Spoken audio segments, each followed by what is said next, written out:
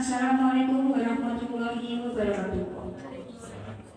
Yang terhormat Bapak Kepala Sekolah SDN Sumberjo, yang saya hormati Bapak Ibu Guru tamu undangan, yang saya hormati Bapak Ibu Guru SDN Sumberjo. Selamat siang dan salam sejahtera bagi kita semua. Pertama-tama, marilah kita panjatkan puji syukur kehadirat Allah Subhanahu wa Ta'ala karena atas rahmat dan hidayah sehingga kita dapat berkumpul pada siang hari ini dalam acara diseminasi modul 1.4 budaya positif. Shalawat serta salam tak lupa kami haturkan kepada junjungan kita Nabi besar Muhammad Sallallahu Alaihi Wasallam yang selalu kita nantikan syafaatnya hingga akhir nanti. Hadirin yang berbahagia, sebelum kita mulai acara ini, perkenalanlah saya selaku pembawa acara akan membacakan susunan acara pada siang hari ini. Yang pertama, pembukaan. Yang kedua, doa. Yang ketiga, sambutan kepala sekolah. Yang keempat, acara inti, dan yang terakhir penutup. Acara pertama yaitu pembukaan. Marilah kita buka acara ini dengan bacaan basmalah bersama-sama. Bismillahirrahmanirrahim. Acara yang kedua yaitu doa yang akan dipimpin oleh Bapak Suyuti. Kami persilakan.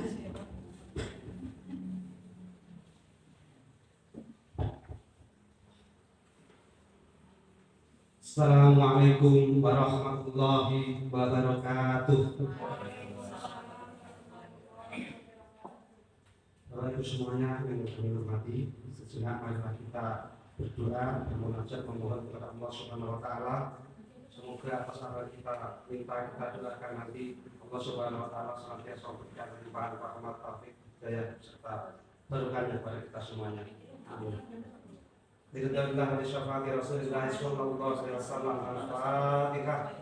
A'udzu billahi minasyaitonir rajim. Bismillahirrahmanirrahim. Alhamdulillahi rabbil alamin arrahmanir rahim maliki yaumiddin. Iyyaka na'budu wa iyyaka nasta'in ihdinas siratal mustaqim siratal ladzina an'amta 'alaihim ghairil maghdubi 'alaihim waladdallin. Rabbi ighfirli wa li walidayya wa lisa'il muslimin amin. A'udzu billahi minasyaitonir rajim. Bismillahirrahmanirrahim. Alhamdulillahi rabbil alamin. Hamdan syakirin hamdan na'im hamdan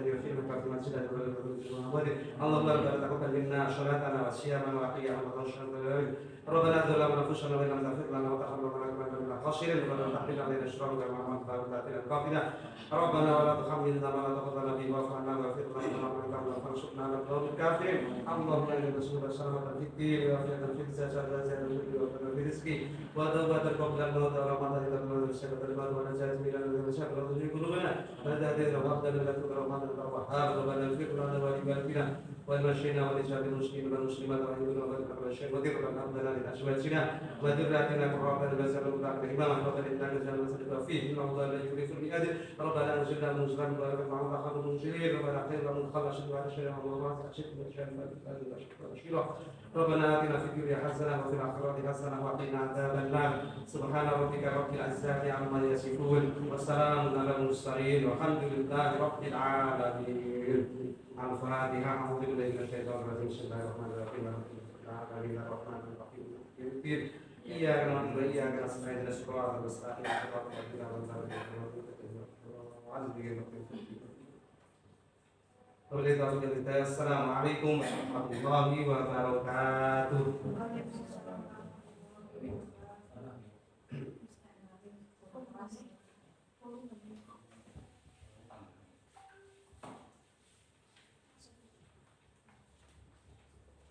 Terima kasih. Acara yang ketiga yaitu sambutan.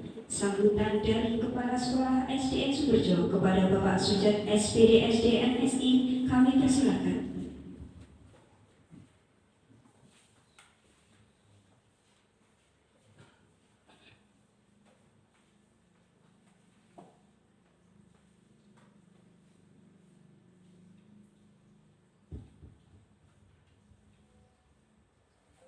Assalamualaikum warahmatullahi wabarakatuh.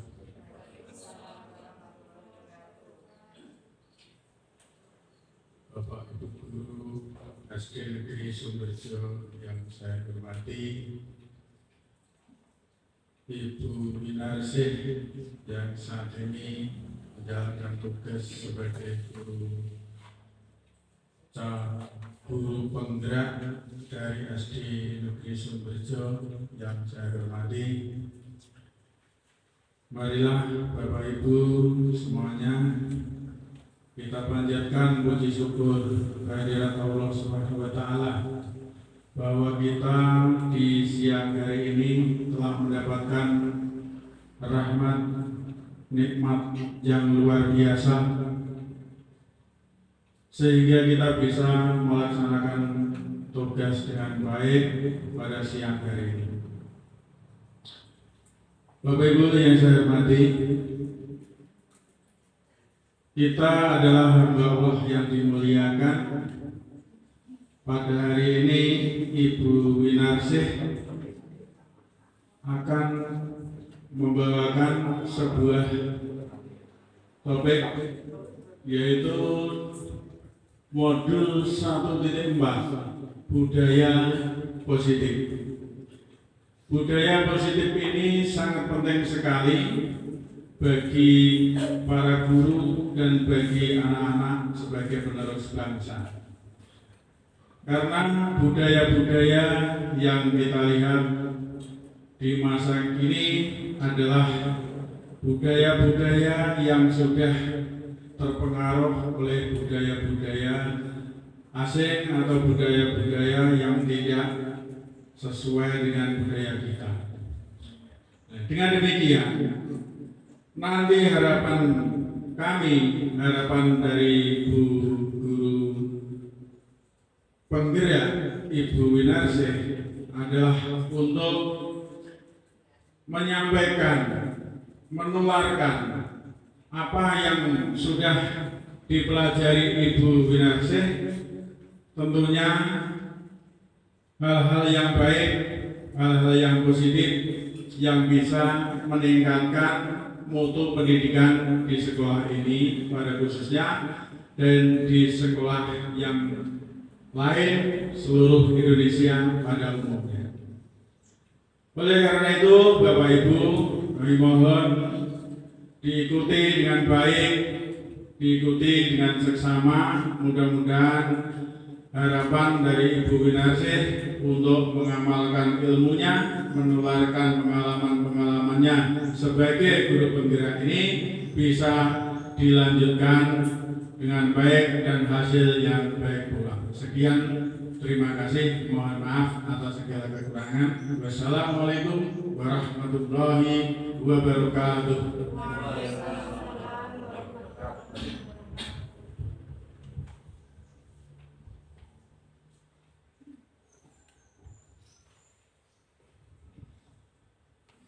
Terima kasih atas sambutan dari Bapak Penggerak.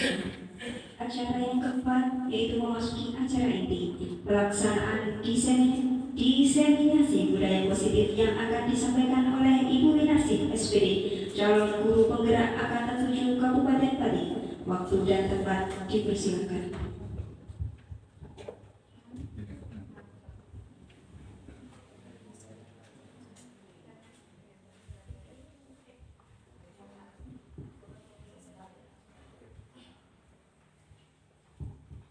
Assalamualaikum warahmatullahi wabarakatuh. Yang terhormat Bapak Kepala Sekolah SD Negeri Sumberjo, Bapak Sujat SPDSD MSI. Yang saya hormati Bapak Ibu Guru SD Negeri Sumberjo serta Bapak Ibu Guru undangan yang telah bersedia hadir pada siang hari ini. Ya, saya ucapkan banyak terima kasih karena Bapak Ibu sudah meluangkan waktu di siang hari yang biasanya setelah mengajar Bapak Ibu beristirahat, namun masih meluangkan waktunya untuk acara ini. Bapak Ibu, baiklah, pada kesempatan siang hari yang berbahagia ini izinkan saya melakukan diseminasi atau pengibasan modul 1.4 tentang budaya positif.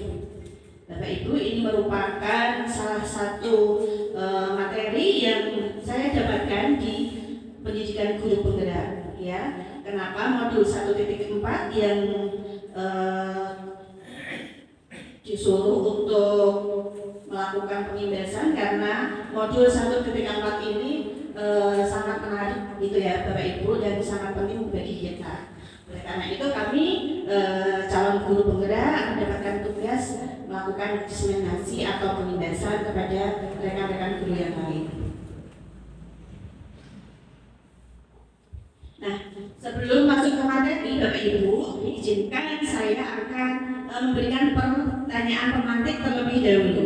Ya, setuju atau tidak setuju? Ya, Bapak Ibu guru nanti setuju atau tidak tentang ketiga pernyataan berikut ini. Yang pertama, hukuman dapat mendisiplinkan anak. Setuju atau tidak Bapak Ibu? Kalau hukuman dapat mendisiplinkan anak, setuju atau tidak? Ada yang setuju, ada yang tidak ya. Kemudian yang nomor 2, pemberian hukuman dengan hal positif seperti membaca atau membersihkan halaman sekolah dapat meningkatkan disiplin anak. Setuju atau tidak Bapak Ibu dengan pernyataan yang kedua? Setuju? Setuju semua ini? Setuju ya. Oke. Sekarang kita lanjut ke nomor 3, memberi penghargaan dapat meningkatkan motivasi belajar anak. Setuju atau tidak Bapak Ibu? Setuju? Sangat setuju. Baiklah. Nah, kita nanti akan kupas lebih lanjut ya di materi ini. Nah, Bapak Ibu, dalam modul disiplin positif ini ada 6 poin penting. Yang pertama, disiplin positif dan nilai-nilai kebajikan universal. Yang kedua, teori motivasi, hukuman dan penghargaan, serta restitusi. Yang ketiga adalah keyakinan kelas. Yang keempat, kebutuhan dasar manusia. Yang kelima, restitusi posisi kontrol. Dan yang keenam adalah restitusi segitiga restitusi. Nah, langsung saja untuk poin yang pertama, yaitu disiplin positif dan nilai-nilai universal. Nah, sebelumnya Bapak Ibu, saya akan memberikan kegiatan pemantik dulu buat panjenengan ya. Nah, kegiatannya yaitu Anda dan teman Anda akan melakukan kegiatan cobalah buka, ya namanya cobalah buka. Anda adalah tugas Anda adalah mengepalkan salah satu tangan Anda, ya. Kepalkan salah satu tangan Anda. Anda bayangkan bahwa yang Anda pegang ini, yang ada di kepala tangan Anda ini adalah sesuatu yang sangat berharga dalam hidup Anda, ya. Kemudian tugas yang teman sebelahnya adalah mencoba dengan segala cara untuk membuka kepala tangan teman Anda tersebut, ya, dengan cara boleh membujuk, menghardik, mengintimidasi, boleh memarahi, menggoda, bahkan dengan mengiming-imingi uang. Coba Bapak Ibu dipraktekkan, ya, dengan teman sebelumnya, ya. Saya beri waktu 10 detik. Boleh lancar membujuk, ayo, menghardik. Nah,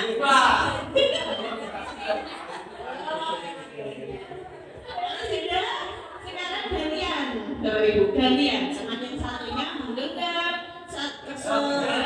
anehnya membayangkan bahwa yang digenggam ini adalah sesuatu yang sangat berharga dalam hidupnya, sehingga berusaha mempertahankan. Ya, boleh merayu, boleh membujuk supaya teman sebelumnya membuka hati saya. Sudah, Bapak Ibu? Terima kasih, tepuk tangan buat Bapak Ibu semuanya. Nah, selanjutnya pertanyaannya sekarang, ya, yang nomor 1, apakah Anda, ya, atau KB atau teman Anda tadi membuka kepala tangan Anda? Ada yang membuka tadi? Tidak ada ya, tidak ada. Semuanya mempertahankan. Nah, sekarang yang kedua, apakah Anda menutup kepala tangan Anda? Ya, menutup. Nah, sekarang mengapa? Apa alasannya? Bika tadi menutup atau membuka Bika? Menutup ya? Karena itu sesuatu yang berharga untuk kita. Masa kita berikan ke orang dengan gimana? Tepuk tangan buat Bika, super sekali. Nah sekarang kalau siapa tadi Bu Evi tadi kepala tangannya dibuka apa? Tetap dipertahankan Bu Evi. Dipertahankan. Kenapa? Alasannya apa? Karena berarti sampai itu bahasanya, jadi nggak harus dikasihkan ke orang lain. Jadi Bu Evi ini mempertahankan kepala tangannya sampai menitik darah penghabisan. Gitu ya. Ya sekarang untuk yang ketiga, nah dalam kegiatan ini Bapak Ibu, sesungguhnya siapa yang memegang kendali? Ya, siapa yang memegang kendali atau kontrol? Ya, untuk membuka atau menutup kepala tangan tadi? Diri sendiri atau orang lain? Diri sendiri ya. Psikiater dan pendidik Dr. William Desar dalam kontrol teori yang kemudian hari berkembang dan dinamakan choice theory ini mengeluarkan beberapa miskonsepsi, meluruskan beberapa miskonsepsi tentang makna kontrol ini Bapak Ibu. Yang pertama, ilusi bahwa guru itu bisa mengontrol murid. Nah ya, ini adalah sebuah ilusi, guru bisa mengontrol murid. Nah, hal tersebut diluruskan oleh Dr. William Desar ya, bahwa pada dasarnya kita itu tidak dapat memaksa murid untuk berbuat sesuatu jika murid tersebut memilih untuk tidak melakukannya. Ya, walaupun tampaknya guru sedang mengontrol perilaku murid, hal demikian itu terjadi karena murid kita sedang mengizinkan dirinya untuk dikontrol oleh guru tersebut. Kemudian yang kedua, ilusi bahwa semua penguatan positif itu efektif dan bermanfaat. Ya, ilusi itu hanyalah sebuah ilusi. Kalau semua penguatan positif itu efektif dan dapat bermanfaat. Nah, hal ini diluruskan oleh Dr. William Desar bahwa penguatan positif atau bujukan adalah bentuk-bentuk kontrol. Segala usaha untuk mempengaruhi murid agar mengulangi suatu perilaku tertentu adalah suatu usaha untuk mengontrol murid tersebut. Nah, nanti dalam jangka waktu tertentu kemungkinan murid tersebut akan menyadarinya dan mencoba untuk menolak bujukan kita.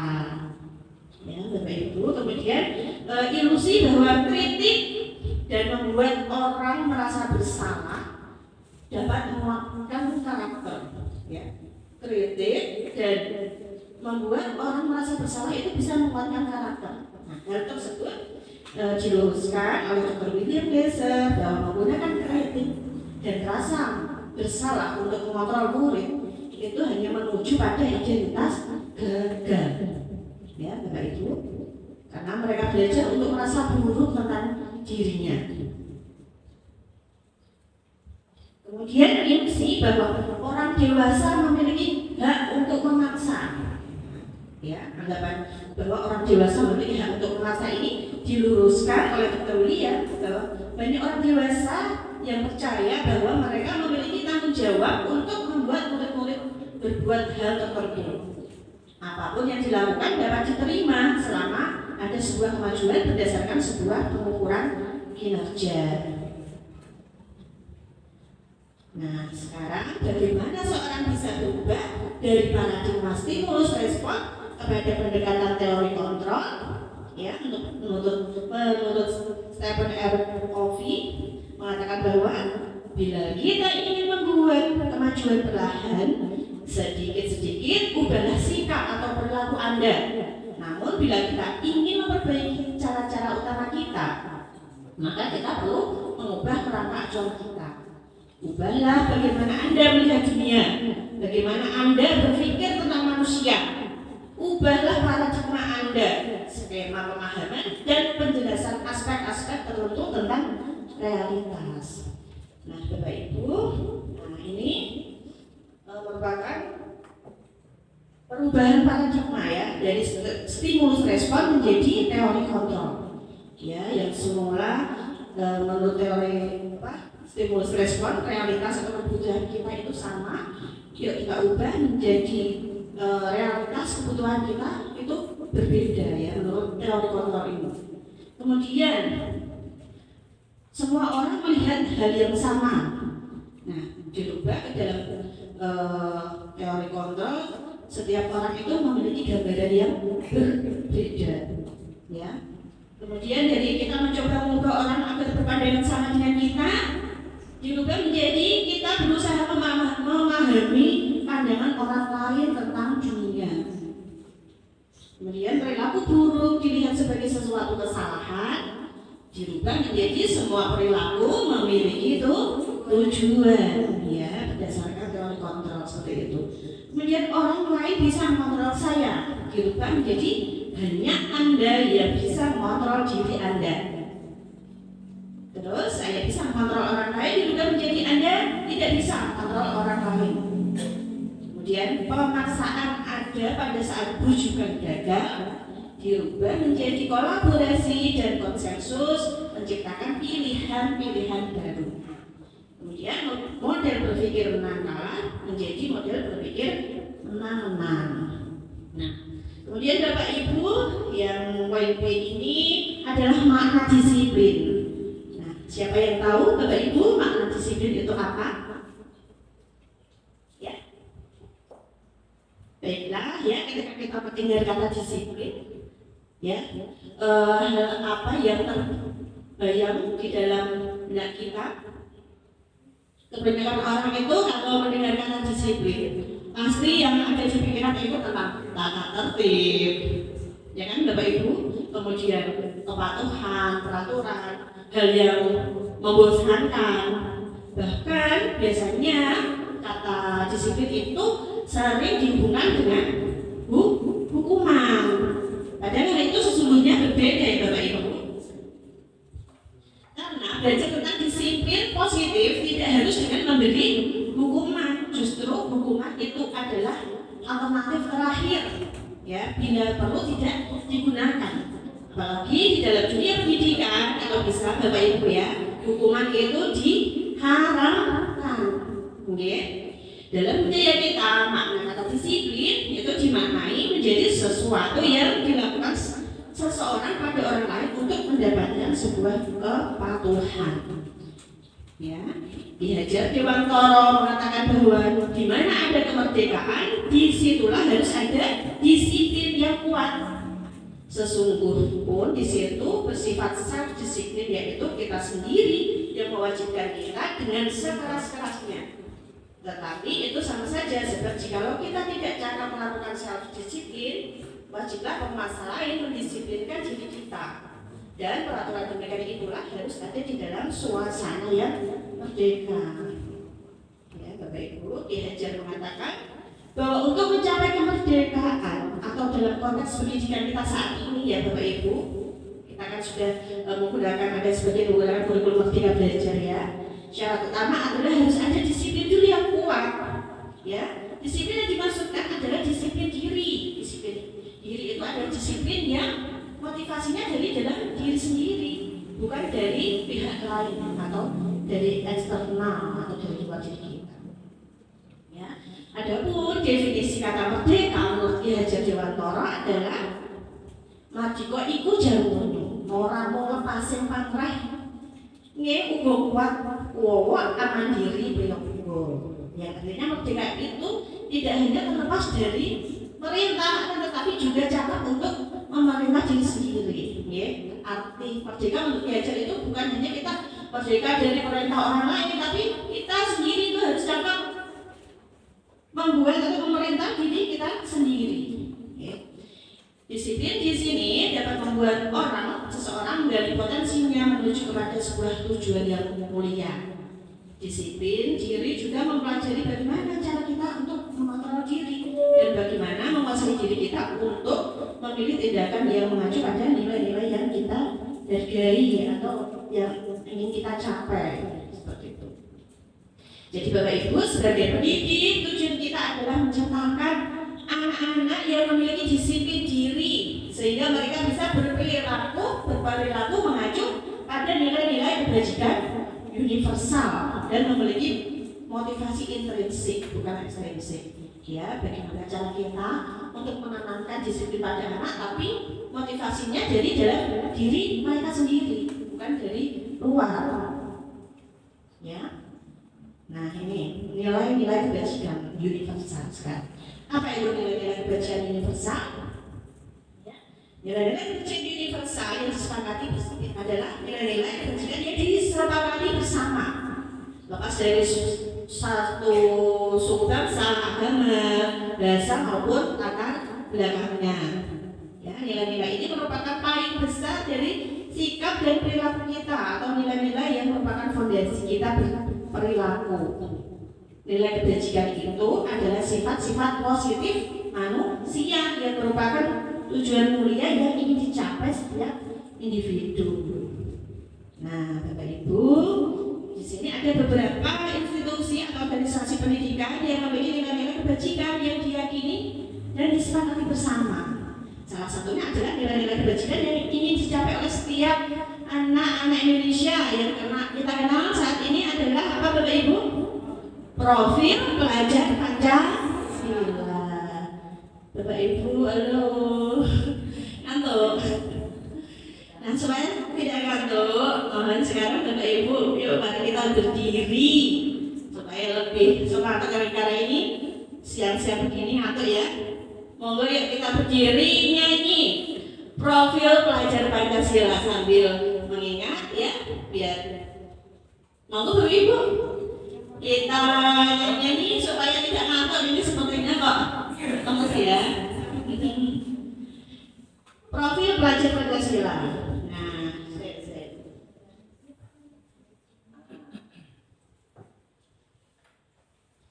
ikuti ya Bapak Ibu gerakannya.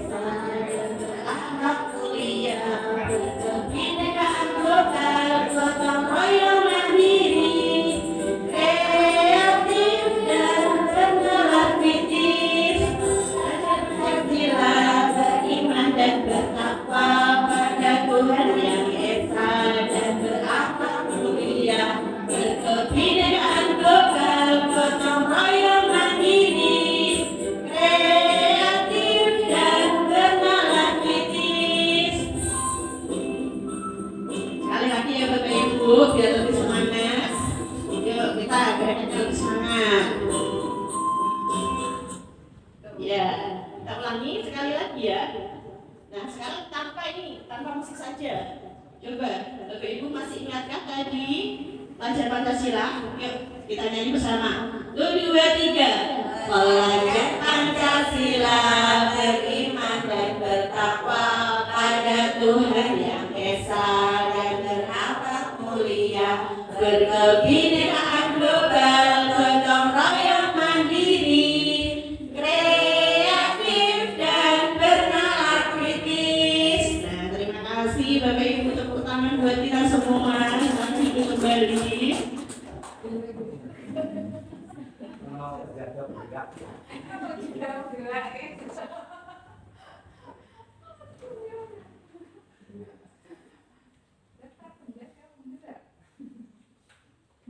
Itu tadi adalah profil pelajar Pancasila yang merupakan nilai-nilai kebajikan yang ingin dicapai oleh setiap anak Indonesia ya Bapak Ibu. Nah, selain itu ada beberapa institusi lain di sini yang meyakini nilai-nilai kebajikannya, antara lain ada IBO Primary Years Program dan 9 pilar karakter ya. Di situ nilai-nilai kebajikannya yang mereka yakini ada toleransi, hormat, integritas, mandiri, menghargai, antusias dan sebagainya. Ada cinta Tuhan dan segenap ciptaannya, kemandirian dan tanggung jawab. Nah, itu merupakan contoh-contoh nilai-nilai kebajikan. Ini Bapak Ibu. Nah, standar pendidikan nasional. Nah, ini menurut standar pendidikan nasional dalam rangka menciptakan lingkungan yang positif, maka setiap warga sekolah dan pemangku kepentingan perlu saling mendukung, menghayati dan menerapkan nilai-nilai kebajikan yang telah disepakati bersama untuk dapat menerapkan tujuan mulia bahwa Maka seorang pemimpin yang belajar perlu memiliki jiwa kepemimpinan sehingga dapat mengembangkan sekolah dengan baik agar terwujud suatu budaya sekolah yang positif sesuai dengan standar kompetensi pengelolaan yang telah ditetapkan. Tujuan mulia dari penerapan disiplin positif adalah agar terbentuk murid-murid yang berkarakter, berdisiplin, santun, jujur, peduli, tanggung jawab, dan merupakan pembelajar sepanjang hayat sesuai dengan standar kompetensi lulusan yang diharapkan. Nah, sekarang poin yang kedua Bapak Ibu adalah teori motivasi, hukuman dan penghargaan serta restitusi. Nah, Bapak Ibu, jadi Nicholson dalam bukunya Structuring School Discipline menyatakan ada 3 motivasi perilaku manusia. Bapak Ibu. Jadi menurut Jenny Nicholson ada 3 yang mendasari perilaku manusia. Yang pertama adalah untuk menghindari ketidaknyamanan atau hukuman. Ya. Yang kedua untuk mendapatkan imbalan atau penghargaan dari orang lain. Yang ketiga adalah untuk menjadi orang yang mereka inginkan dan menghargai diri sendiri dengan nilai-nilai yang mereka percaya. Kemudian yang B adalah hukuman dan penghargaan, Bapak Ibu. Hukuman dan penghargaan. Oke, mohon perhatiannya Bapak Ibu. Jadi dalam menjalankan peraturan ataupun keyakinan di sekolah, peraturan kelas atau keyakinan sekolah, bila mana ada suatu pelanggaran, ya Bapak Ibu, mohon maaf, bisa dan ini ya jika di sekolah dalam menjalankan peraturan itu kan biasanya ada ya melanggar peraturan. Nah, bila mana ada suatu pelanggaran, tentunya sesuatu harus terjadi. Ya, untuk itu kita perlu meninjau ulang tindakan penegakan peraturan atau keyakinan kelas atau sekolah kita selama ini itu bagaimana. Ya, tindakan terhadap suatu pelanggaran pada umumnya itu kan yang kita kenal selama ini berbentuk hukuman atau konsekuensi ya. Nah, di sini kita nanti akan diperkenalkan program disiplin positif yang dinamakan restitusi ya Bapak Ibu. Nah, restitusi itu apa?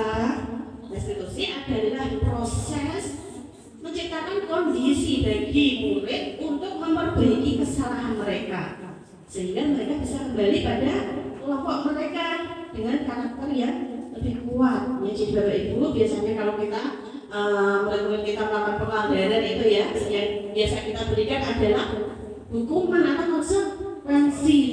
Ya, sementara apabila mereka mendapatkan hukuman biasanya bagaimana?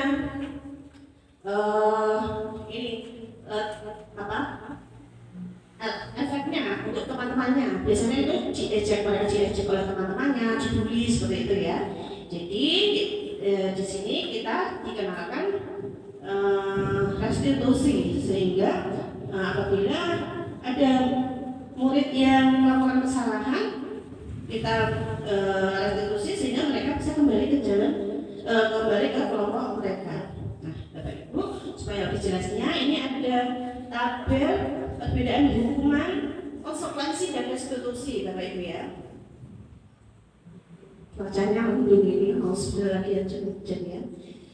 Yang pertama hukuman sesuatu yang menyakitkan ya. Hukuman itu sesuatu yang menyakitkan bagi yang mendapat hukuman ya, tidak nyaman untuk murid dalam jangka waktu panjang. Biasanya korban mendapatkan keadilan, kemudian murid itu akan tersakiti. Kalau konsekuensi itu sesuatu yang harus terjadi, tidak nyaman untuk jangka waktu yang pendek, korban bisa diabaikan, murid dibuat tidak nyaman. Nah, sedangkan restitusi ini adalah merupakan pilihan menguatkan murid dalam jangka waktu panjang, korban mendapatkan ganti, murid atau anak mendapatkan penguatan, ya tidak tersakiti tapi mendapatkan penguatan. Kemudian hukuman ini, ya sistemnya tidak akan berjalan bila murid itu tidak takut, ya. Kalau murid itu tidak takut akan hukuman itu ya tidak akan berjalan. Nah, kemudian kalau hukuman itu biasanya peraturannya adalah kamu harus begini, harus begitu, seperti itu ya Bapak Ibu. Ya, murid akan membenci peraturan katanya. Untuk konsekuensi itu penguatannya hanya bertahan dalam jangka waktu pendek. Murid atau anak akan menghormati peraturan, kemudian restitusi. Kalau di dalam restitusi nanti murid diajar untuk memecahkan masalah. Murid belajar bertanggung jawab atas perilakunya. Kemudian murid itu akan menghormati dirinya dan orang lain. Nah, ini baik sekali ya Bapak Ibu, ciri-ciri hukuman, konsekuensi dan restitusi. Kalau hukuman itu kodenya paksaan, sedangkan konsekuensi stimulus respon. Kalau restitusi itu teori kontrol ya. Teori kontrol tadi itu setiap tujuan memiliki dan setiap perbuatan mempunyai itu tujuan seperti itu ya. Nah, berdasarkan tadi uraian di tabel tersebut bisa kita simpulkan bahwa hukuman itu sifatnya tidak terencana atau tiba-tiba ya. Murid itu tidak tahu apa yang terjadi karena dia tidak dilibatkan, sifatnya searah dari pihak guru yang memberikan hukuman, karena hukuman itu tanpa ada kesepakatan terlebih dahulu. Sementara kalau konsekuensi itu sifatnya sudah terencana atau sudah disepakati, sudah dibahas dan disetujui oleh murid dan guru. Ya, umumnya bentuk-bentuk konsekuensi dibuat oleh pihak guru atau sekolah dan murid mengetahuinya. Ya, contohnya setelah 3 kali tugasnya tidak diselesaikan atau murid ngobrol sendiri di kelas, nanti akan kehilangan waktunya atau dikurangi waktu istirahatnya untuk menyelesaikan tugas tersebut. Nah, itu merupakan contoh konsekuensi. Nah, di sini ada contoh ya, silakan Bapak Ibu perhatikan ya. Ini merupakan hukuman atau konsekuensi. Yang pertama, mencatat 100 kali di dalam buku kalimat saya tidak akan terlambat lagi. Nah, karena murid tersebut terlambat ke sekolah. Nah, itu merupakan konsekuensi atau hukuman Bapak Ibu? Hukuman ya. Kemudian lari mengelilingi lapangan basket 2 kali karena terlambat hadir di sekolah, hukuman atau konsekuensi? Hukuman. Kemudian murid diminta push up 15 kali karena tidak menggunakan masker saat sekolah, hukuman. Terus menggantikan kertas tugas teman yang dicoret-coret, konsekuensi. Membersihkan tumpahan air di meja tulis karena tersenggol saat belajar, konsekuensi. Kemudian lari mengelilingi lapangan basket 2 kali karena terlambat 10 menit untuk pelajaran PJOK, konsekuensi. Nah, ini ada jawabannya Bapak Ibu. Itu apa salah tadi? Ya, lari mengelilingi lapangan basket 2 kali karena terlambat 10 menit untuk pelajaran PJOK, itu konsekuensi ya. Boleh Pak Gun? Karena itu merupakan konsekuensi. Sudah ada kesepakatan terlebih dahulu dengan murid ya. Kemudian yang C dihukum oleh penghargaan. Nah, ini Bapak Ibu ya. Saat kita berulang kali menjanjikan hadiah kepada anak-anak agar anak itu berperilaku bertanggung jawab, atau kepada seorang murid agar murid itu mempelajari sesuatu yang baru, atau kepada seorang karyawan agar karyawan itu melakukan pekerjaan yang berkualitas, kita itu sedang berasumsi bahwa mereka itu tidak dapat melakukannya atau mereka tidak bisa memilih untuk melakukannya. Ya, contohnya misalnya ada anak-anak. Nah, ini kamu siapa yang bisa menjawab soal ini? Akan ibu beri hadiah, beri jajan misalnya. Nah, kalau ada seorang guru berbicara seperti itu, berarti dia itu beranggapan, berasumsi bahwa hal tersebut tidak bisa melakukannya. Ya, seperti itu Bapak Ibu. Apikon ya mengemukakan. Jadi ini baik penghargaan maupun hukuman itu adalah cara-cara mengontrol perilaku seseorang yang menghancurkan potensi ya untuk pembelajaran yang sesungguhnya Bapak Ibu. Yang menurut Kon secara ideal tindakan belajar itu sendiri adalah penghargaan yang sesungguhnya. Ya, Kon selanjutnya juga mengemukakan beberapa pernyataan dari hasil pengamatannya. Nah, seperti ini. Pengaruh jangka pendek dan jangka panjang. Jadi Bapak Ibu, penghargaan itu efektif jika kita menginginkan seorang melakukan sesuatu yang kita inginkan dalam jangka waktu yang pendek saja, ya. Karena jika dalam jangka waktu yang panjang kita menggunakan penghargaan lagi dan lagi, maka seorang anak nanti akhirnya akan ketergantungan, ya. Jadi anak itu melakukan hal yang positif hanya untuk mendapatkan penghargaan, jadi tidak efektif ya Bapak Ibu. Nah ini penghargaan itu tidak efektif, itu tadi mengakibatkan ketergantungan. Jadi jika seorang memberikan hadiah itu, maka dia itu harus selalu memberikannya. Karena kalau tidak, maka anak itu tidak akan mau. Kemudian penghargaan itu merusak hubungan Bapak Ibu.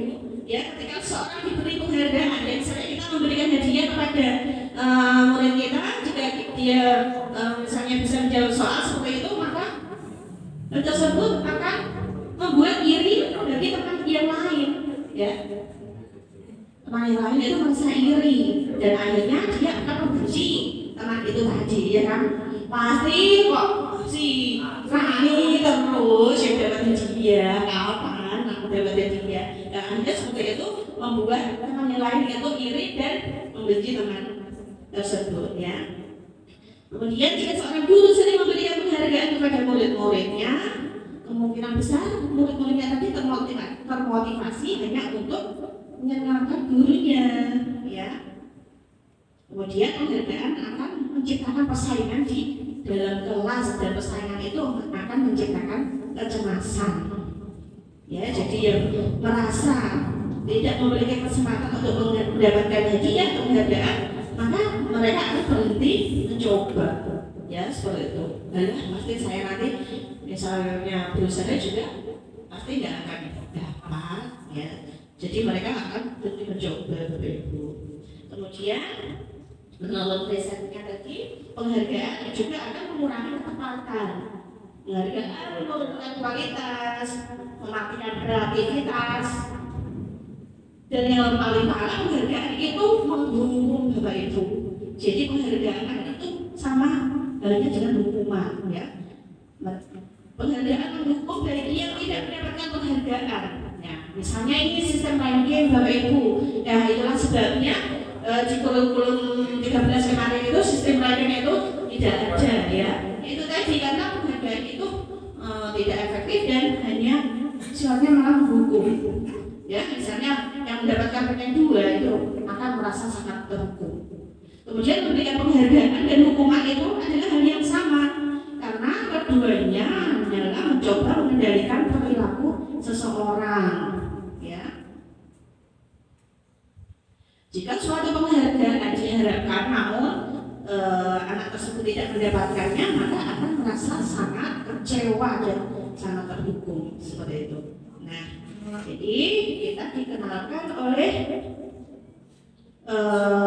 restitusi, ya, sebuah pendekatan proses menciptakan kondisi bagi murid untuk memperbaiki kesalahan mereka sehingga mereka bisa kembali ke kelompok mereka, Bapak Ibu. Nah, ini ada ciri-ciri restitusi, ya. Restitusi tadi bukan untuk menebus kesalahan namun belajar dari kesalahannya.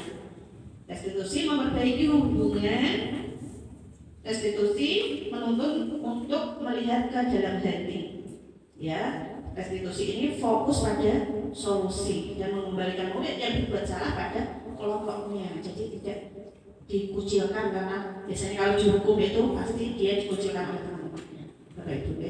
Nah, ini sekarang kita tidak adalah keyakinan kelas, Bapak Ibu. Nah ini kenapa kok keyakinan kelas? Kenapa tidak peraturan kelas saja? Kok namanya keyakinan kelas? Ya, mengapa adanya keyakinan kelas penting untuk terbentuknya sebuah budaya positif? Bagaimana cara mewujudkan sebuah keyakinan kelas yang efektif? Bapak Ibu, nah coba kita jawab pertanyaan-pertanyaan berikut. Nah ini, mengapa kita memiliki peraturan tentang penggunaan helm itu saat mengendarai kendaraan roda 2 itu diharuskan, atau kita memiliki peraturan tentang penggunaan helm pada saat mengendarai kendaraan roda 2? Kenapa Pak seperti itu? Iya, kemungkinan jawabannya adalah untuk menjaga keselamatan. Terus kenapa kita memiliki peraturan tentang penggunaan masker dan mencuci tangan setiap saat? Iya, bisa untuk menjaga kesehatan atau juga keselamatan kita, ya Bapak Ibu. Jadi itu tadi, kalau kita itu yakin atas ini keyakinan berdasarkan keyakinan sendiri, ya walaupun itu ada peraturan, tidak ada peraturan, ada hukuman atau tidak, maka kita akan melakukan hal tersebut, ya kan, sesuai apa? Dari keyakinan kita, ibu dari niat kita sendiri. Oleh karena itu, maka kita diimbau untuk membuat keyakinan kelas. Nah, biar tidak peraturan kelas. Karena biasanya kalau peraturan kelas itu kan sifatnya searah gitu ya. Anak-anak murid kita tidak dilibatkan dalam buat. Biasanya kalau kita melihat peraturan gitu ya sudah ilfil juga gitu ya. Pasti ini segini banyak peraturannya harus ini harus itu. Namun kalau keyakinan kelas, nah itu nanti akan kita buat berdasarkan kesepakatan bersama. Nah, kalau keyakinan itu dibuat dari dalam diri kita, maka diharapkan anak-anak nanti akan melaksanakan dengan senang hati, ya termotivasi dari dalam diri, gitu Pak Ibu. Nah, jadi keyakinan kelas itu sifatnya itu universal, ya. Di dalam keyakinan kelas itu kan tadi ada peraturan-peraturan kelas. Jadi Bapak Ibu, kalau anak-anak didik kita sudah punya keyakinan kelas, ya, memiliki keyakinan kelas yang dipatuhi, nanti diharapkan akan terbentuklah lingkungan yang positif. Jika sudah terbentuk lingkungan positif, maka akan membentuk budaya positif. Nah, sekarang pembentukan keyakinan kelas. Nah, Bapak Ibu sebagai tindak lanjut dari kegiatan ini, nanti Bapak Ibu diharapkan untuk bisa membuat keyakinan kelasnya masing-masing, ya, di kelas, ya Bu Evi, ya Bu ya. Nanti Bapak Ibu dipraktekkan membuat keyakinan kelasnya sendiri-sendiri di kelas, disesuaikan dengan kebutuhannya masing-masing. Jadi keyakinan kelas ini tidak harus sama dari kelas 1 sampai kelas 6, namun disesuaikan dengan kebutuhan kelasnya masing-masing, ya. Keyakinan itu sifatnya lebih abstrak daripada peraturan, Bapak Ibu, ya. Kemudian keyakinan berupa pernyataan universal, ya. Contohnya tadi universal, contohnya di profil pelajar penghasilan tadi, ya. Kemudian pernyataan keyakinan kelas senantiasa dibuat dalam bentuk positif, kata-katanya positif, ya Bapak Ibu. Kata-kata dilarang ini, dilarang itu, nggak boleh, jangan ini, jangan itu, jangan buang sampah sembarangan, nah itu diubah menjadi yang positif, buang sampah di tempatnya, gitu ya. Nah, keyakinan kelas sebenarnya tidak perlu banyak-banyak supaya dapat diingat, ya, antara 5 sampai 6 saja gitu ya Bapak Ibu. Karena itu merupakan ini universal global, ya, merupakan payung besar. Nanti di dalam keyakinan kelas itu baru ada peraturan-peraturan. Kemudian semua pimpinan kelas sebenarnya ikut berkontribusi dalam membuat keyakinan kelas, ya. Kemudian dia meninjau kembali keyakinan kelas dari waktu ke waktu. Jadi keyakinan kelas itu bisa kita ubah sesuai dengan kondisi kita. Jadi dari waktu ke waktu bisa ditambah atau dikurangi. Nah, ini contohnya Bapak Ibu, kalau ada peraturan selalu kembalikan buku ke tempatnya. Nah, ini keyakinan kelasnya apa coba? Beda. Kalau selalu mengembalikan buku ke tempatnya, kita globalkan yang lebih abstrak. Berarti apa? Tanggung jawab, ya. Kemudian dilarang mengganggu orang lain. Ini keyakinan kelasnya apa? Menghormati, betul sekali, ya, menghormati. Kemudian hadir jadi sekolah 15 menit sebelum pembelajaran dimulai. Tertib boleh, disiplin boleh. Dilarang melakukan kekerasan. Apa itu? Dilarang melakukan kekerasan. Ini nilai-nilai universalnya yang lebih globalnya. Kalau dilarang, nah ya kerumunan boleh. Dilarang menggunakan narkoba. Nah, kesehatan. Kemudian mengganti atau menunggu giliran. Antri boleh atau bisa telepon? Oke boleh ya, tapi gunakan masker. Kesehatan. Jangan berlari di kelas atau koridor. Keselamatan. Ya, baik. Nah, ini ada jawabannya. Ya, sudah paham arti ini bedanya peraturan dan keyakinan kelas Bapak Ibu. Jadi kalau keyakinan kelas itu sifatnya lebih universal, lebih abstrak gitu ya. Nah, Bapak Ibu ini kemarin adalah contoh penerapan pembuatan keyakinan kelas di kelas saya, di kelas 5 ya. Nanti Bapak Ibu bisa mengikuti ya kelas-kelas yang lain untuk membuatnya. Ya Bapak Ibu, yang pertama ini foto saya yang pertama itu adalah ini pertama kali saya mengenalkan kepada anak-anak apa itu keyakinan kelas seperti itu. Kemudian kita berdialog anak-anak ingin kelas kita itu seperti apa, ya menciptakan kelas kita itu bagaimana. Nah, jika kita menginginkan kelas kita seperti itu, kemudian apa yang harus kita lakukan seperti itu ya. Kemudian ini saya membagikan kertas kepada anak-anak, kemudian menempelnya di sini ya. Nah, Bapak Ibu ini contohnya hasil dari pembuatan keyakinan kelas kemarin di kelas saya ya. Nah, ada yang menulis ini melaksanakan piket kelas, membuat sampah pada tempatnya, kemudian mengerjakan tugas dengan baik, kemudian ada ini namanya ini sholat zuhur berjamaah, menghargai orang lain. Nah, benar sekali ya Bapak Ibu. Nah, itu yang ditulis oleh murid-murid kita, kemudian kita globalkan menjadi keyakinan kelas. Nah, di sini ya keyakinan kelasnya dari kelas 5 yaitu religius dan berakhlak mulia, semangat belajar, saling menghormati, tolong menolong, menjaga kebersihan dan kesehatan dan penting. Nah, kalau sudah kemudian ditandatangani bersama, ya tidak usah seluruh kelas tanda tangan karena ini murid saya 35. Banyak sekali cukup kan salah satu murid ya dan maka tandatangani. Kemudian setelah ditandatangani dibaca di tempat yang mudah dilihat oleh seluruh siswa yang Bapak Ibu. Nah, ini keyakinan kelas 5 kemarin. Nah, kita lanjut Bapak Ibu karena ini apa? Cuacanya ini mendung, sudah hujan ya. Kita percepat sedikit. Takutnya nanti listriknya padam. Kemudian apa kebutuhan dasar manusia Bapak Ibu. Nah, ini menurut Dr. William Glasser dalam Choice Theory, 5 kebutuhan dasar manusia itu adalah yang pertama bertahan hidup. Oke. Yang kedua kasih sayang dan rasa diterima. Yang ketiga kebebasan. Yang keempat penguasaan dan yang kelima adalah penguasaan. Gitu. Kebutuhan bertahan hidup ya atau survival adalah kebutuhan yang bersifat fisiologis. Untuk bertahan hidup misalnya apa? Kesehatan, rumah, makanan, gitu ya Bapak Ibu.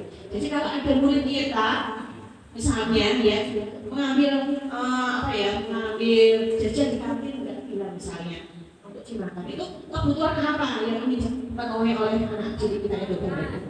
Ya, nanti kebutuhan untuk bertahan hidup ya. Kemudian yang kedua adalah kasih sayang dan rasa diterima atau kebutuhan untuk diterima. Ya. Kebutuhan ini adalah kebutuhan psikologis ya, kebutuhan rasa untuk disayangi, diterima dalam kelompok, kemudian tetap berhubungan dengan orang lain seperti teman, keluarga, pasangan seperti itu ya Bapak Ibu. Kalau misalnya kita mempunyai murid yang di kelas itu kok diam saja, kurang bersemangat, kemudian istirahat juga diam diri di kelas, nah bisa jadi itu kebutuhan rasa diterimanya belum terpenuhi, dia dimusuhi dengan pertanyaan. Tugas kita sebagai seorang guru harus pandai-pandai menyikapinya di Bapak Ibu. Kemudian penguasaan yang ketiga, kebutuhan pengakuan atas kemampuan. Ya, orang itu memiliki ini yang harus dipenuhi, ya, diakui atas prestasinya atau keterampilannya. Ya, apabila misalnya di kelas kita ada murid yang mungkin secara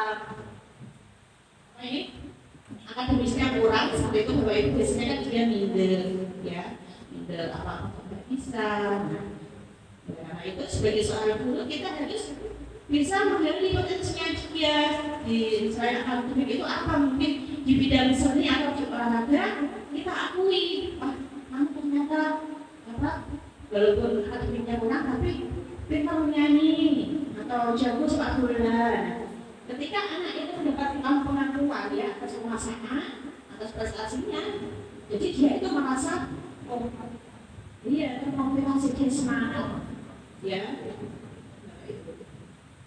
Kemudian kebebasan, kebutuhan akan pilihan ya, anak-anak itu butuh mandiri, otonomi, memiliki pilihan. Jadi biasanya kalau anak-anak itu bosan dengan cara kita ngajar di kelas misalnya kok seperti itu saja, misalnya mereka itu bosan ya, maka anak itu sebetulnya menginginkan sebuah kebebasan. Jadi bagaimana kebebasan? Misalnya Bapak Ibu dalam mengerjakan tugas ya, boleh misalnya yang ingin bercerita silahkan dengan cara bercerita. Membuat gambarnya misalnya membuat kalau jaring-jaring arahnya makanan misalnya ya, boleh dengan cara bercerita, boleh ditulis, boleh digambar atau membuat video. Nah seperti itu nanti anak-anak akan bebas sesuai dengan keinginan mereka. Kemudian kebutuhan untuk merasa senang, Bapak Ibu. Senangnya ini ya, boleh bermain, kebutuhan untuk tertawa. Kita lanjut ke 5 posisi kontrol sekarang, Bapak Ibu.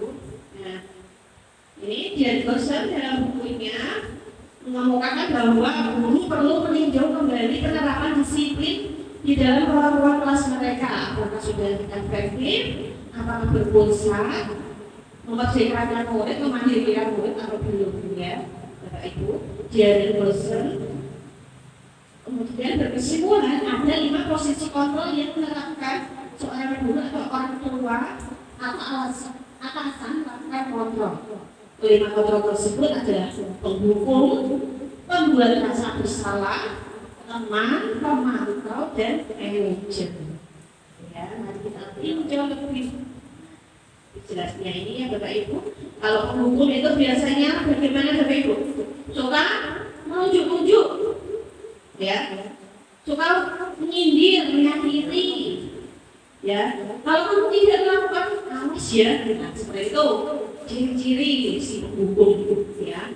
Kemudian memberontak, nanti hasilnya itu anak akan memberontak, ya, menyalahkan orang lain dan bahkan berbohong.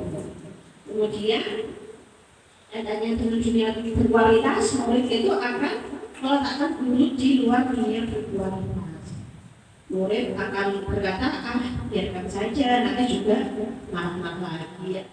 Jadi kalau kita marah-marah itu lama-lama murid itu sudah biasa ya, sudah tidak mempan lagi.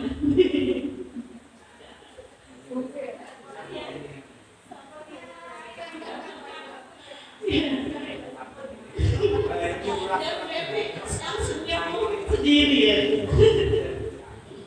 Ya, jadi dampaknya pada murid nanti akan mengulangi kesalahan justru.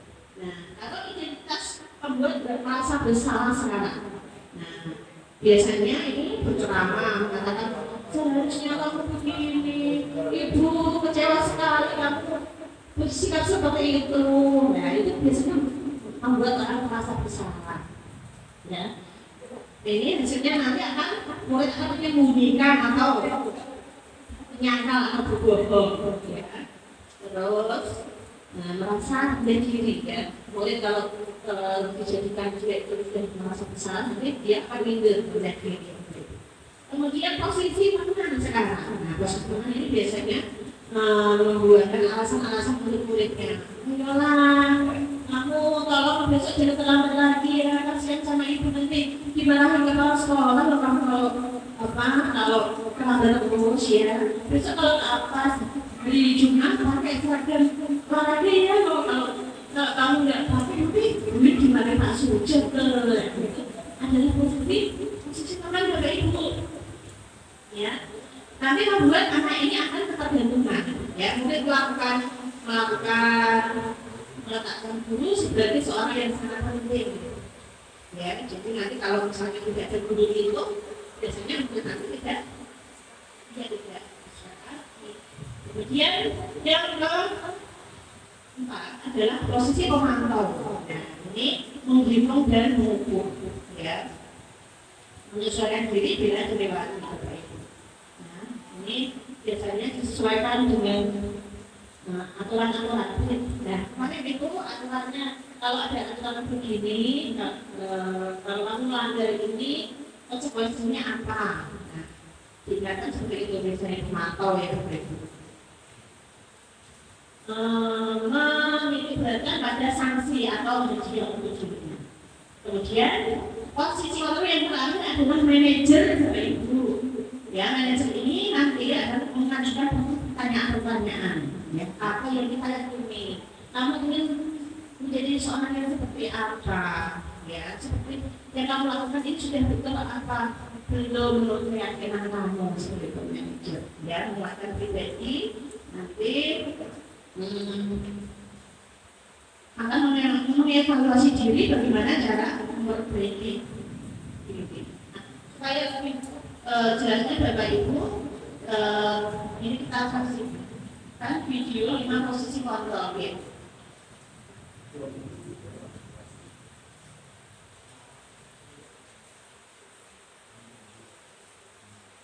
Silakan Bapak Ibu.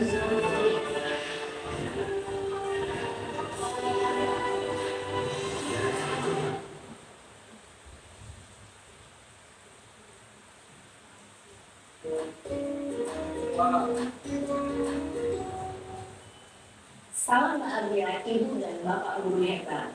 Dalam penerapan disiplin positif restitusi, salah satu program yang dikembangkan adalah 5 posisi kontrol. 5 posisi kontrol dalam restitusi adalah proses perjalanan seorang pendidik agar dapat mengenali dirinya. Pada video kali ini, kita akan membahas tentang 5 posisi kontrol yang dikembangkan oleh Diane Dawson dan contoh penerapannya.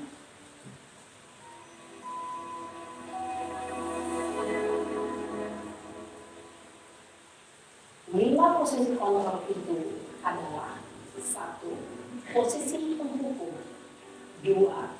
Posisi pembuat merasa bersalah, 3. Posisi teman, 4. Posisi pemantau atau monitor, dan 5. Posisi manajer. Untuk lebih memahami kelima posisi tersebut, mari kita saksikan kasus Naren yang terlambat hadir 20 menit di sekolah dan melihat bagaimana kelima posisi kontrol dalam menghadapi masalah tersebut.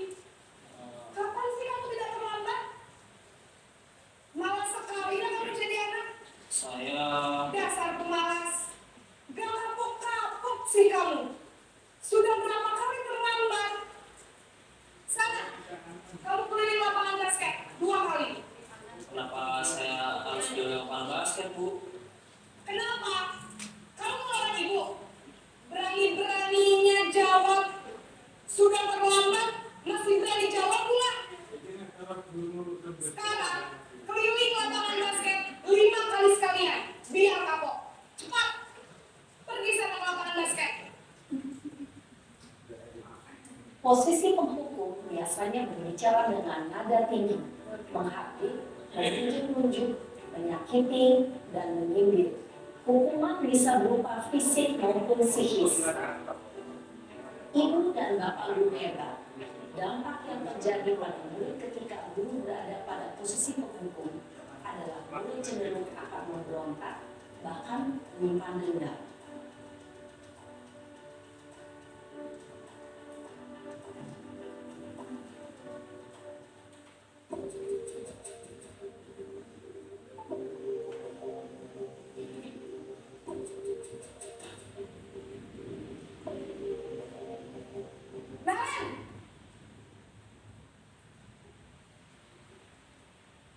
Selamat pagi, Bu. Naren, kamu kenapa terlambat lagi, nak? Ya Tuhan, Naren, kamu senang ya bikin ibu susah ya? Kalau kamu terlambat lagi, nanti ibu yang ditegur bapak kepala sekolah, nak. Disangka ibu tidak bisa membina kamu. Duh, gimana ini? Maaf, Bu. Duh, Gusti Naren, kamu suka ya kalau ibu ditegur bapak kepala sekolah?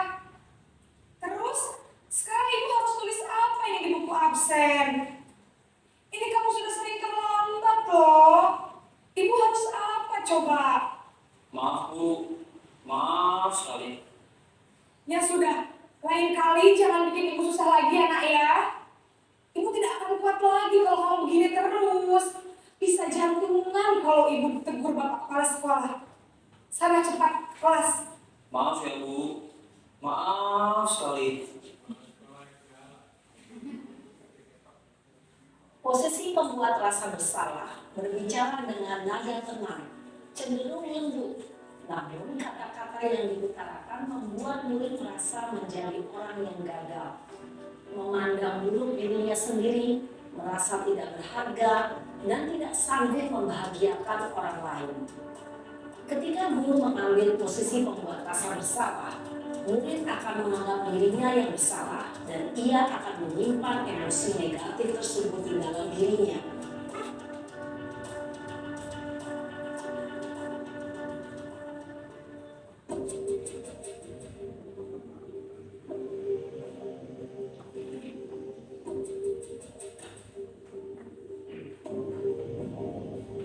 Naren,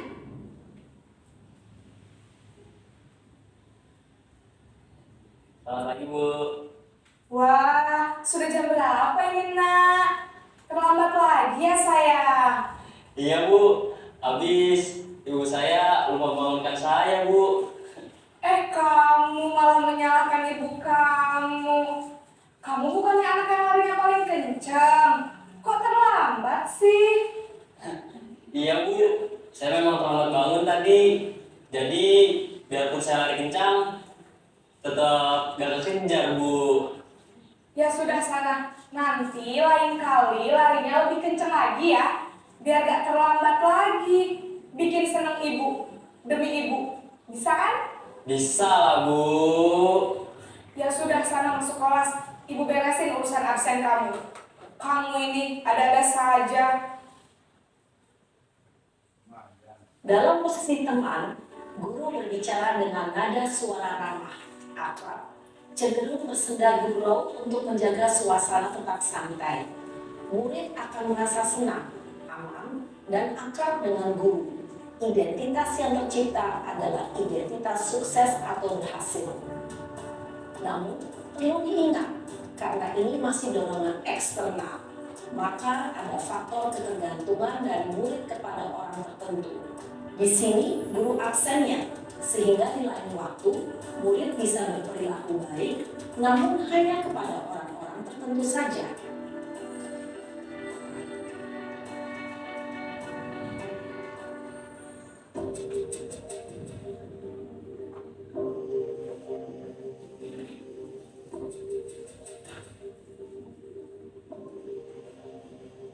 Naren,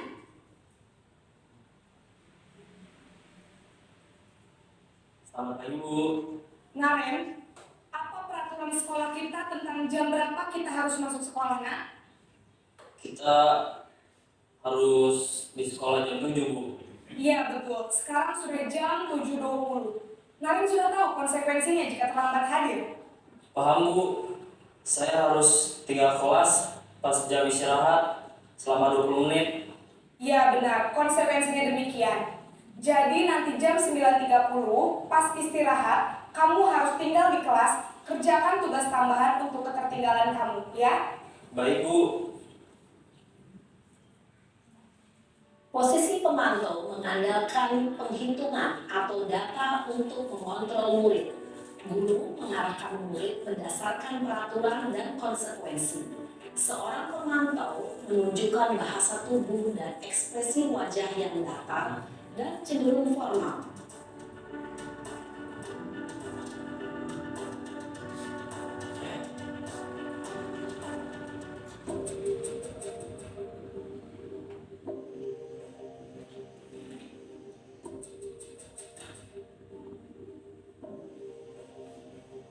Naren!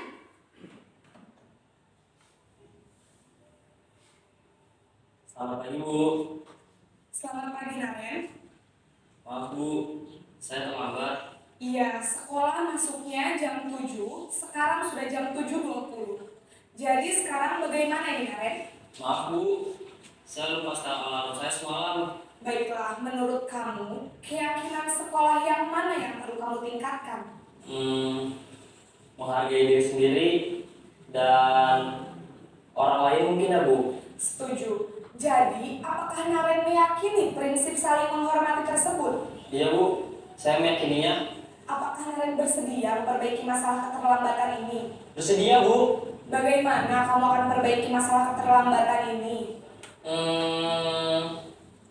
Saya akan coba untuk tidak lupa menyetel alarm saya, Bu. Baik, kalau Naren lupa menyetel alarm di rumah, ada orang yang kira-kira bisa bantu mengingatkan tidak?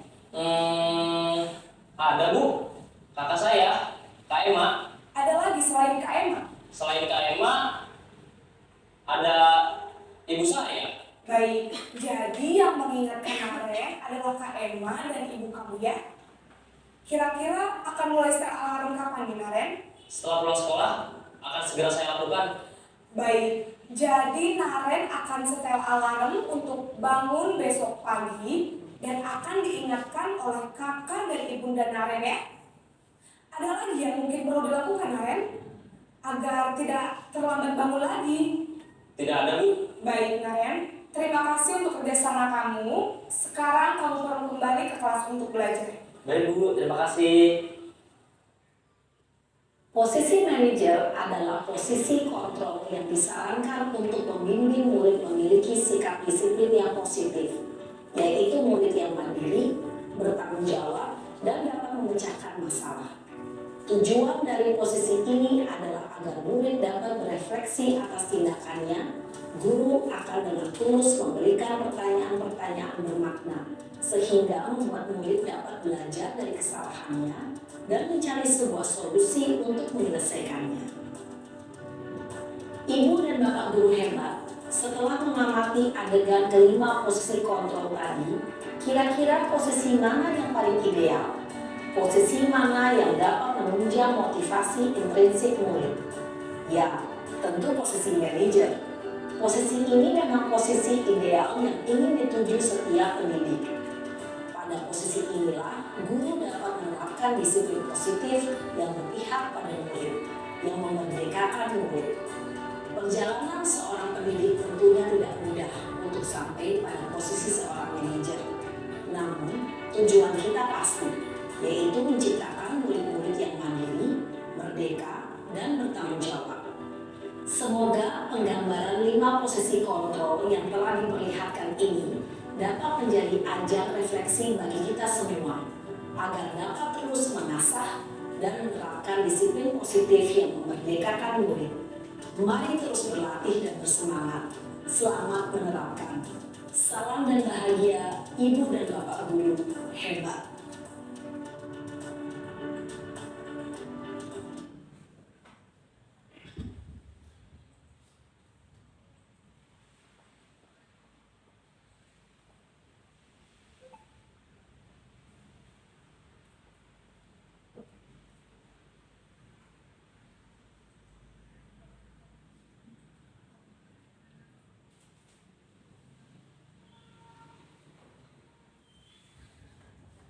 Baiklah Bapak Ibu, itu tadi adalah contoh dan penerapan 5 posisi kontrol ya Bapak Ibu.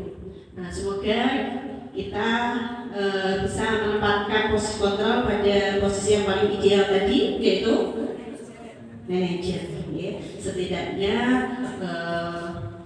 kita tidak memposisikan diri kita sebagai penghukum gitu ya Bapak Ibu. Kemudian selanjutnya adalah segitiga restitusi ya Bapak Ibu. Kita tadi sudah mengenal apa itu restitusi. Nah sekarang bagaimana langkah-langkahnya. Dalam restitusi itu ada segitiga restitusi ya Bapak Ibu. Yang pertama, menstabilkan identitas ya, menstabilkan identitas. Jadi anak-anak yang melakukan kesalahan itu kita stabilkan dulu identitasnya, dari identitas gagal menuju identitas berhasil yes. Dengan cara nah ini seperti ini. Kalau anak-anak kita melakukan kesalahan, kita bisa mengucapkan biasanya, kamu bukan satu-satunya orang yang pernah melakukan ini kok. Dulu guru juga pernah seperti itu. Nah, contohnya gitu ya. Kemudian setiap orang pasti pernah melakukan kesalahan. Nah, kita stabilkan dulu identitasnya. Kemudian langkah kedua yaitu validasi kebutuhan. Bahwa tadi Bapak Ibu semua tindakan itu memiliki tujuan ya. Nah itu, kamu tentu punya alasan mengapa melakukan itu. Nah, kemudian adakah cara yang lebih efektif untuk mendapatkan apa yang kamu butuhkan? Kemudian yang nomor ketiga adalah menanyakan keyakinan. Nilai-nilai apa yang sudah kita sepakati, nilai apa yang sudah kamu yakini benar, kamu ingin menjadi orang yang seperti apa, seperti itu ya, langkah-langkahnya. Nah, supaya lebih jelas ini ada contoh video segitiga restitusi.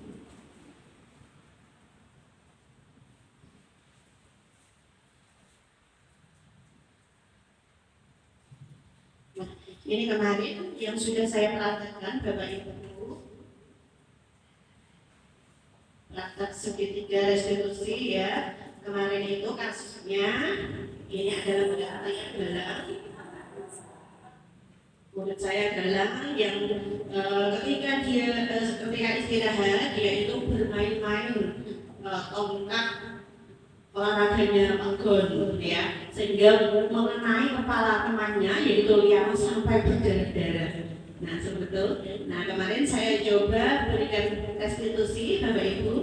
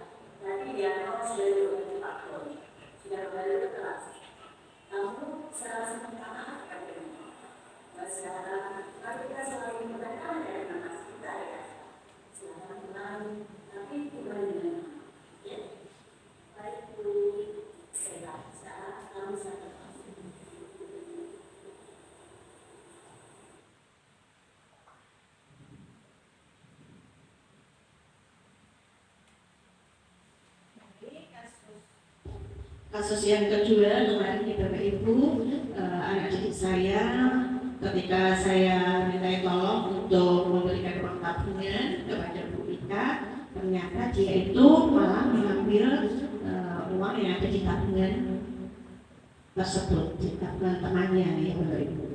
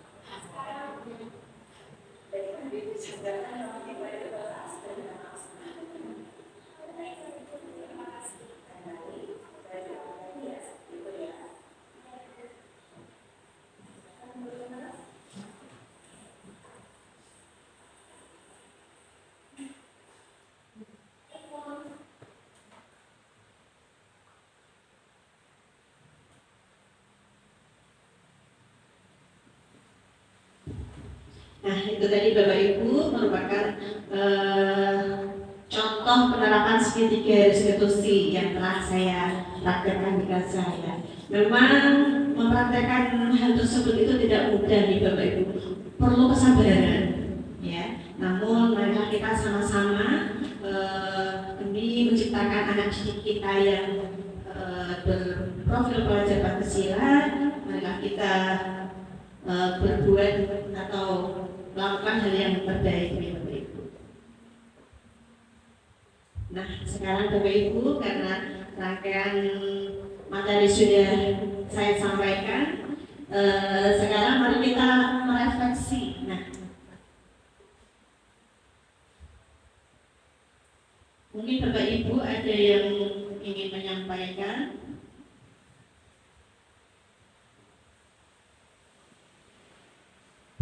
Lalu apa yang mengubah paradigma saya yang saya dapatkan dari acara tadi, atau perasaan apa yang muncul selama mengikuti sesi ini, khususnya mengenai makna disiplin dan motivasi intrinsik. Atau yang ketiga, peran among seperti apakah yang saya telah lakukan selama ini. Kemudian saya akan menjadi among yang seperti apa setelah mengikuti modul ini. Mungkin Bapak Ibu ada yang mau menyampaikan?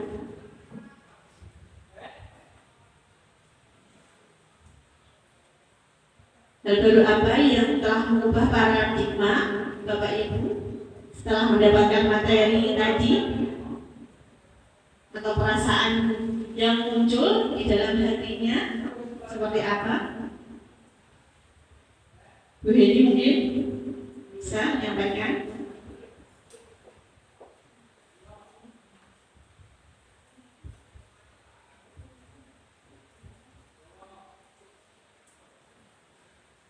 Setelah mengikuti kegiatan mobil ini, hal baru yang saya dapatkan bahwa kita sebagai anon untuk murid-murid kita tidak seharusnya tidak memberikan hukuman atau memberikan tekanan kepada murid untuk mengikuti apa yang kita inginkan atau apa yang bisa membuat murid kita menjadi baik, tetapi kita harus menempatkan diri kita sebagai teman untuk mereka sehingga mereka dapat memiliki keyakinan sendiri dan memperbaiki kesalahan yang mereka lakukan dengan penuh rasa tanggung jawab dan keyakinan yang seperti yang mereka inginkan selama ini. Seperti itu. Terima kasih. Bagus sekali, tepuk tangan buat Bu Hedi. Kemudian Bapak Ibu ada lagi yang mau menyampaikan perasaannya mungkin atau apa yang paradigma yang berubah setelah mengikuti sesi ini. Bu Ani, bagaimana? Pak Suyuti mungkin? Pak Sujat.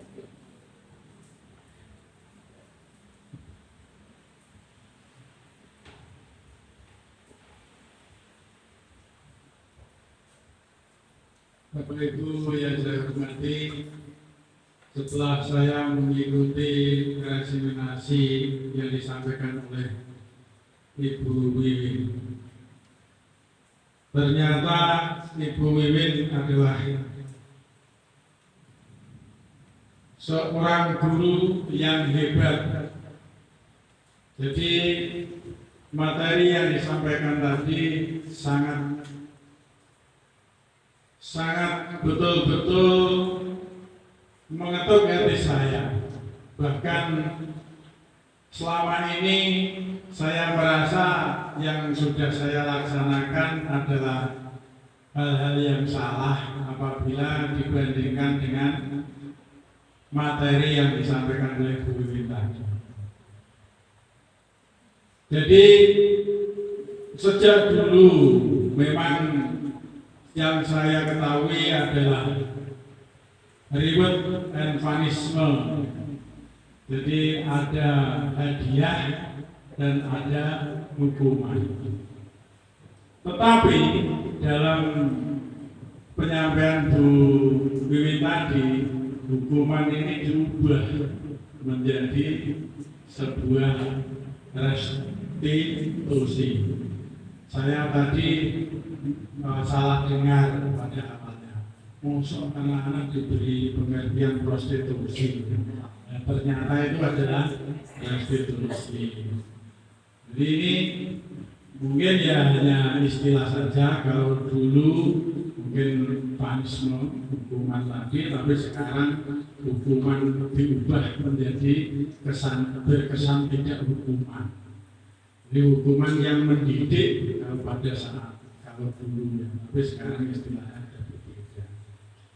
Tetapi dari kesimpulan saya bahwa pembelajaran di sekolah apabila disampaikan dengan metode-metode yang tepat, gurunya sebagai istilahnya manajerial, seperti itu, insya Allah pendidikan akan berhasil.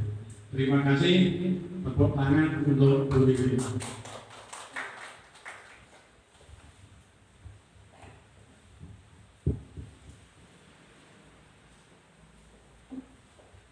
Terima kasih Pak Sujat dan juga Bu Hedi yang telah memberikan refleksi dalam acara ini ya. Nah, Bapak Ibu, akhirnya selesai sudah materi yang harus saya sampaikan ya Bapak Ibu. Marilah kita simpulkan sesi ini Jadi Bapak Ibu, kita sebagai seorang pendidik ya bertugas untuk mendisiplinkan anak didik kita.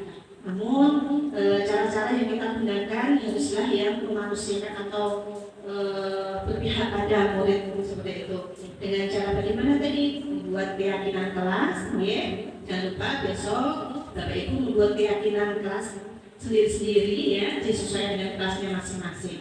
Ya, agar kenapa keyakinan kelas agar murid-murid kita itu melaksanakan suatu tindakan yang positif itu berdasar dari diri dalam mereka sendiri, Bapak Ibu. Kemudian tadi dengan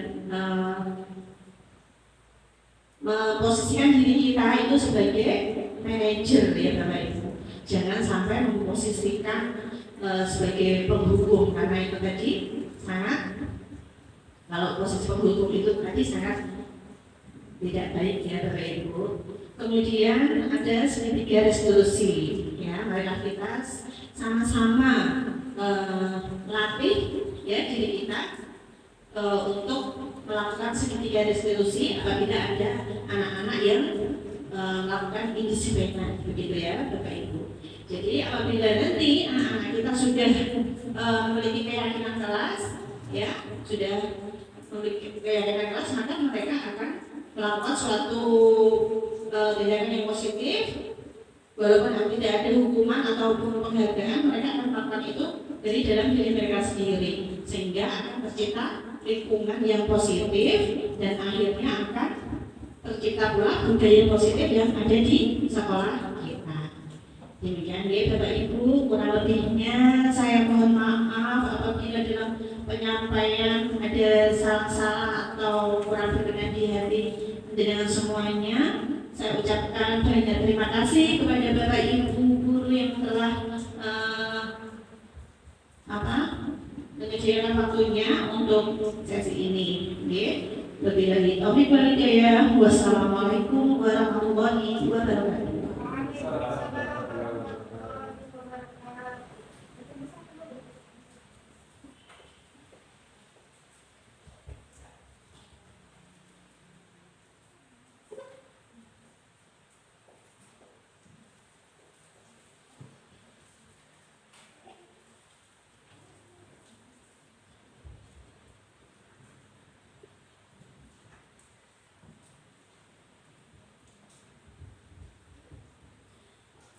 Terima kasih Bu atas materi yang sudah disampaikan Bu. Acara tadi itu penutup. Saya selaku pembawa acara mohon maaf jika ada salah kata atau kekurangan. Semoga ilmu yang kita dapatkan pada pagi hari ini bisa bermanfaat untuk kedepannya. Terima kasih. Wassalamualaikum warahmatullahi wabarakatuh.